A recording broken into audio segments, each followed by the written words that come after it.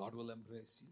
ఇశ్రాయేలీయులు దేవునికి దూరంగానే వెళ్ళారు, కానీ తిరిగి దేవుని దగ్గరికి వచ్చినప్పుడు దేవుడు చేర్చుకున్నాడు. తప్పిపోయిన కుమారుని కథలో దూరముగా వెళ్ళిన నువ్వు కూడా తిరిగి దేవుడు నిన్ను వాని వల్లి హక్కును చేర్చుకుని వాడై ఉన్నాడు. తప్పిపోయిన ఆ కుమారుడు తిరిగి వచ్చినప్పుడు ఏం చేశాడు? ఆ యొక్క కుమారుని చూచి సంతోషించాడు, ఆ కుమారుని చూచి ఆనందించాడు.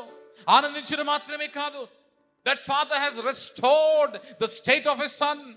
తన కుమారుని స్థితి ఏదై ఉన్నదో యువరాజు వలె ఆ కుమారుని పరిగణించి చక్కటి విందును ఏర్పాటు చేసి తిరిగి తన కుమారునిగా చేర్చుకున్నాడు. ఇప్పుడు నాకు ఆలోచన ఉంటూ ఉంటుంది, ప్రభు తిరిగి వచ్చినప్పుడు మధ్యాకాశములో ఆ సంగమం ఎలా ఉంటుందో, ఆ కలయిక ఎలా ఉంటుందో మీరు ఇప్పుడు అనుభవించారా?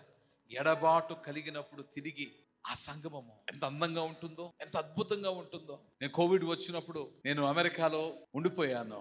వాస్తవంగా నా విద్యను పూర్తి చేసుకుని అమ్మగారు, నాన్నగారు, చిన్నమ్మగారు, బిడ్డలందరూ వచ్చి నన్ను కలుసుకుని మేమందరం కలిసి రావాలి. కానీ కోవిడ్ వచ్చింది, విమానాలు రద్దయిపోయాయి. 3 నెలలు పైగా అక్కడ ఒంటరిగా అక్కడ చిక్కుకొని ఉన్నాను. ఎప్పుడు వస్తానో ఎన్నో భయం కలిగించే ఆలోచనలు. కానీ ఒకరోజు వచ్చింది, దేవుడు అక్కడ నుండి క్షేమంగా తిరిగి తీసుకువచ్చాడు.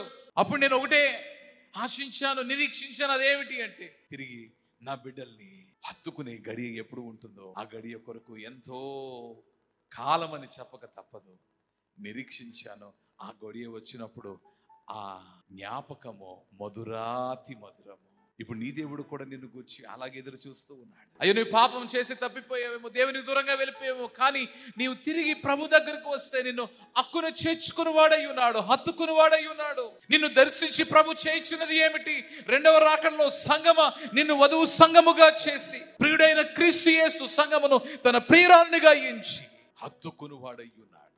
సంఘము రాకడ దాసునిగా లోకమునకు ప్రకటించాలి. దేని గురించి ప్రకటించాలి అనగా the restoration that God gives unto us. ప్రభువు మనకు కలుగ చేయు పునరుద్ధాన స్థితి.